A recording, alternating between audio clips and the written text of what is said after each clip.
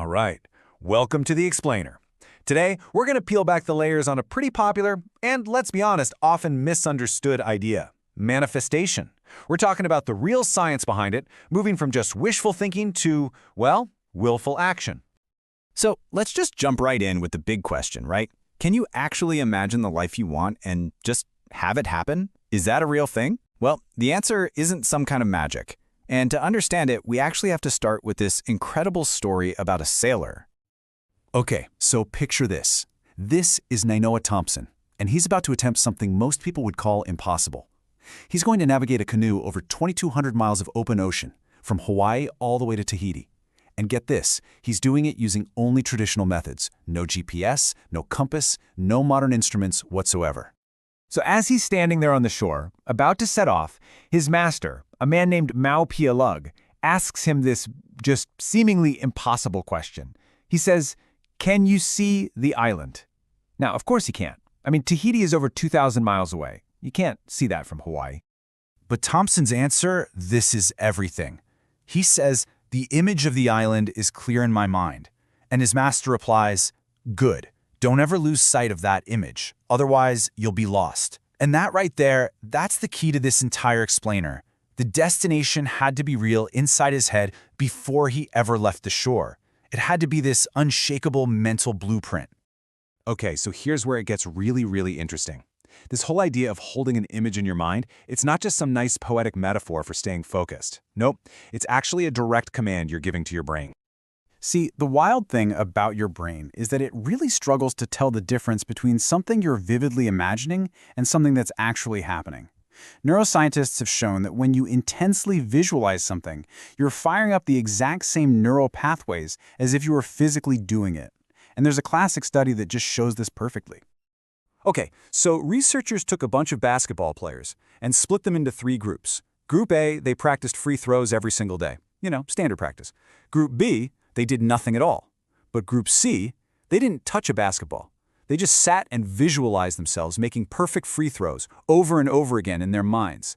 And the result? It's incredible. Group A, the practicers, they got better. But Group C, the visualizers, improved by almost the exact same amount. It's because their brains were building and strengthening the same muscle memory, those same neural connections, without ever leaving the chair. And this amazing ability our brain has is called neuroplasticity. It's the brain's power to reorganize itself, to create new connections.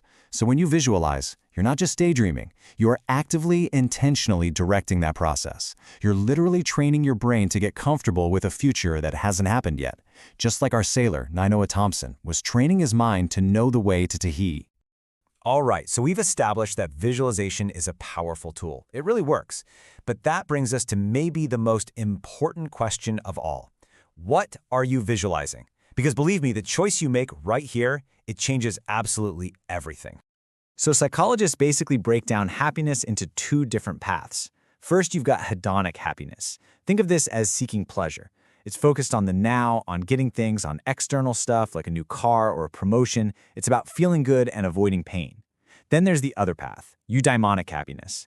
This isn't about pleasure, it's about purpose. It's about personal growth, giving back, and finding your own internal sense of meaning. It's a much bigger picture. And here's the thing. Those pleasure-based goals, they feel great for a minute, but that feeling is fleeting. The excitement fades.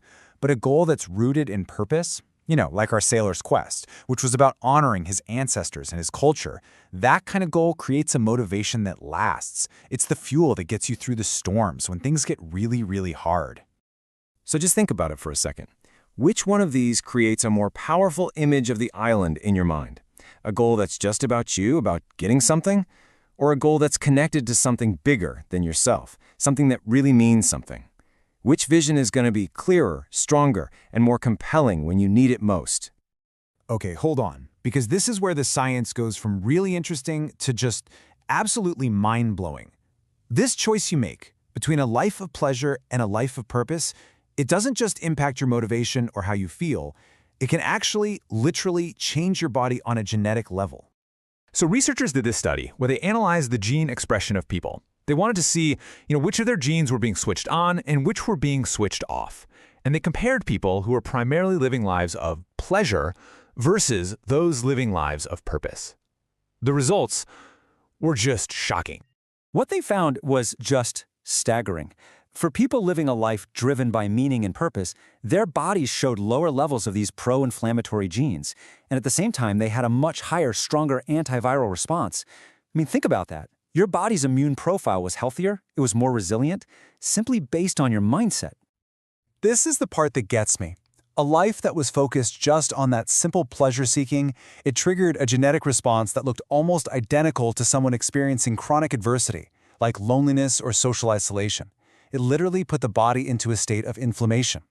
Meanwhile, a life of purpose did the exact opposite. It prepared the body to thrive.